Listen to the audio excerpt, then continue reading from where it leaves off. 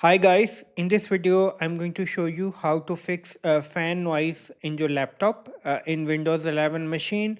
So for that you will go to the search bar and you will go to the edit power plan, and then you need to go to the change advanced power settings, and then you need to go to the processor power management, and then go over here maximum processor state and the minimum processor state.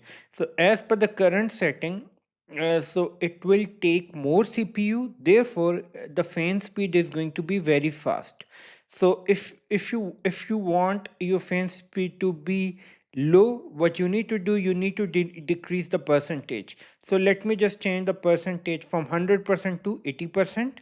Now in this case, the fan speed is going to be relatively low and it will consume less CPU. So for instance, if you are doing tasks that consume less CPU, you can set this setting as this. So now I'm going to click apply and then I will click OK. Now let me just open it again. Let me just, yeah, 80%.